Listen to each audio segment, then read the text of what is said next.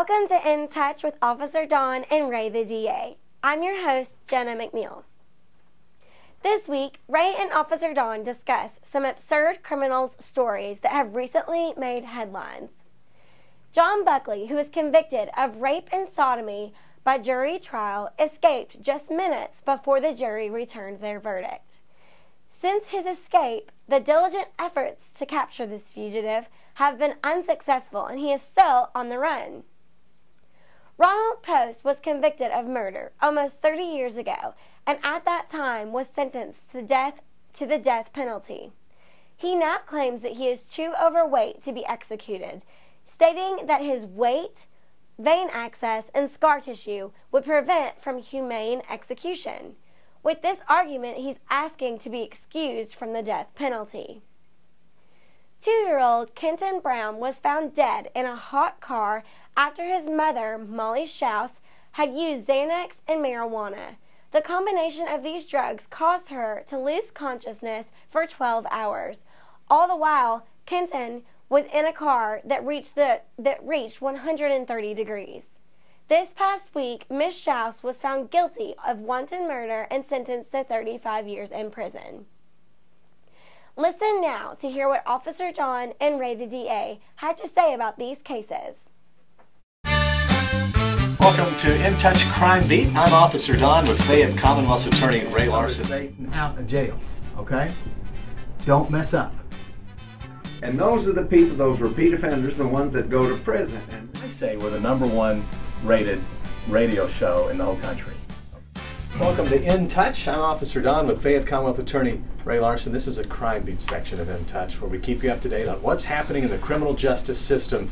Ray, I'm looking at what you have before you here. Let's start off with, what do you pick one? You want to talk about Buckley? yeah, Tell me an update on Buckley. Jonathan- First background first. Who is Jonathan Buckley? Okay. Jonathan Buckley was charged with raping and sodomizing a young woman, and he videotaped it. And she reported it, and the police did a search warrant. Guess what they found? The videotape. The videotape. And so that was all part of a trial. This guy has sold himself as a hero because he served in the military, and I'm not so sure about all of that. Yeah, there's a lot on social media about that record of service, but I guess they're still trying to sort through all that exactly. But it doesn't matter. One has nothing to do with the other. Guarantee you, the people in the military do not support what John Buckley did. He makes them look bad. That's the bottom. I had a ranger tell me that. He's like, man, I wish I'd quit calling this guy an Army Ranger. So he was out on bond. His uncle had made the bond was set at $150,000. His uncle made that bond for him, $150,000, during the trial, which was a 3-day event. After 2 days, then they did closing arguments, which is the last thing prosecutors and defense attorneys do in the trial of a case. The jury went out to deliberate. While they were out deliberating, Jonathan Buckley left, cut off his ankle bracelet, and has now been gone for 76 days and running. He's a fugitive. The marshal's office is looking for him. The police department's looking for him. Sheriff's Department, I don't know if they're still looking for him, but the marshal's office has really picked it up.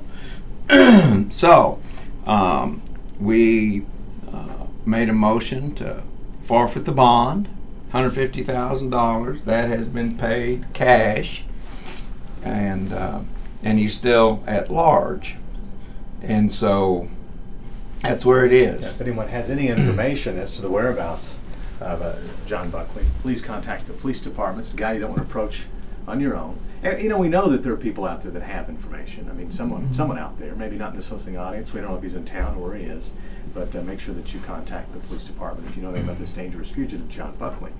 What else? Wait a minute.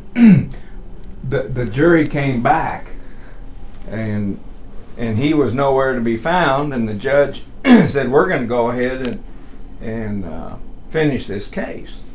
So they found him guilty of all charges. Then they went into the penalty phase, where they determined what the penalty will be for this guy, and they fixed his punishment at 30 years in the penitentiary. So he must have known things were not going well during the trial, and that caused him to what we call beat feet. And so he is, as of today, a fugitive from justice for the 76th day. The fugitive rapist sodomizer, John Buckley.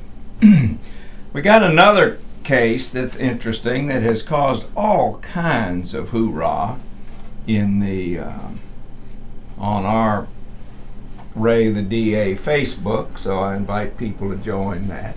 We don't do friends, we do fans, because, you know, Officer Don, I really don't care about what people had for breakfast or whether they're going to get a pedicure or that sort of thing. We keep you up to date on criminal justice issues. Any rate, this one, an Ohio inmate who weighs 480 pounds says, "I'm too heavy for the injection that will cause me to be executed." He's on death row in Ohio, awaiting execution, and this is his defense now. You know, dude was not that big when he got into prison. I looked this up, and now he's at, what, 400 plus pounds? 480 pounds. And it's interesting the way that the prison system works is, you know, they have their 3 squares a day and their snacks, but apparently cigarettes and food becomes like the bargaining chip with these guys. Honey buns Honey buns. are the most valuable commodity in prisons and jails. No kidding. Just your standard honey bun. What would you do for a honey bun? Well, I wonder. I never did like them, and not interested. Didn't go in there, but so this guy's too big to execute. that's what he says. And I've had all sorts of suggestions on the Facebook. One is bullets are not that expensive. The lay him on the floor, because he's saying that the gurney couldn't hold him. So we'll see how that works. Yeah, it's just they make a mockery of it all. I mean, that's what exactly he's doing what's here. going on. He's just laughing in the face of the family of the people that this guy killed, or the person he killed, whatever horrendous thing he did, and now he's saying, "You fed me too much. Shouldn't have fed me so well. I'm too big to execute." That's not the most interesting part. Most interesting part says, I'm too fat now, too heavy now to execute, and because I'm so heavy, I'm suffering from depression, which he equates to a mental illness. And you can't execute somebody that's mentally ill. I mean, look, this is throwing stuff up against the wall by defense attorneys hoping it sticks. And far too often this kind of foolishness does stick, and it drives me crazy. We got another case here. A guy named Daniel Hale was sitting in the parking lot on the curb at the health department, and up comes a dentist, a young woman who is a dentist at the health department. He wanted to go somewhere, and so when she pulled up in her vehicle, he went up to her and absolutely sliced her face wide open. Put your finger on your lower lip. And he sliced her all the way down her neck. And I mean all the way through. And the photographs just show a just gaping wound. And she's had to undergo reconstructive surgery. She's had to do all of those kinds of things. This guy was convicted and has been sentenced to 23 years. And so that's where he is. He's in prison now. He tried to withdraw his guilty plea, and the judge didn't have anything to do with it. So that's kind of that.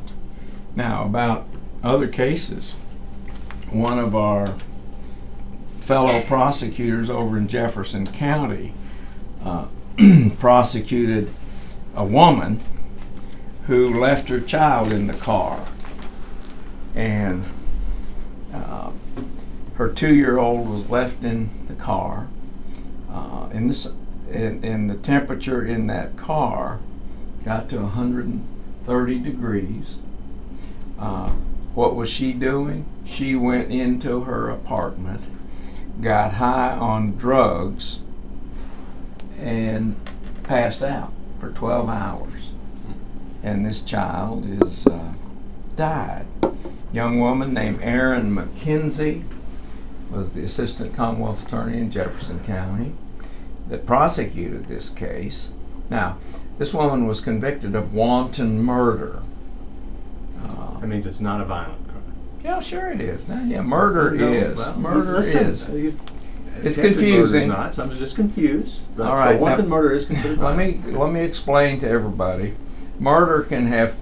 There are two elements in every homicide. One is the result, and the result's always the same, and that is somebody has died. The other element has to do with the mental state. What was the person's mental state at the time they committed this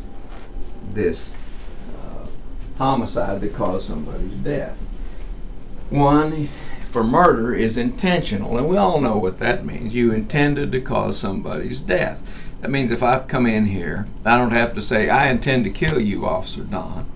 The very fact that I point a gun at your head can be implied by the jury as intentionally causing the death of Officer Don. Okay. But what about wanton? That's a different word. People aren't used to that.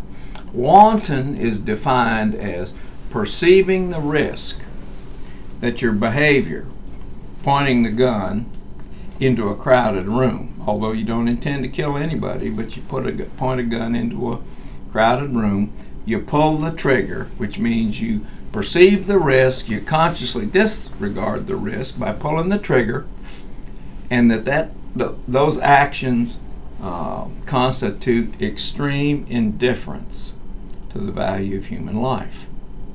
See, that's what the wanton murder is all about. So let's think about what happened in this woman, woman's case, 29-year-old woman. You perceived the risk that by leaving the kid in the car in the summertime could cause that kid serious physical injury or death. You just do it. You perceive it, then you do it, you see. And does that, in your opinion, manifest extreme indifference to the value of that 2-year-old's life? Of course it does.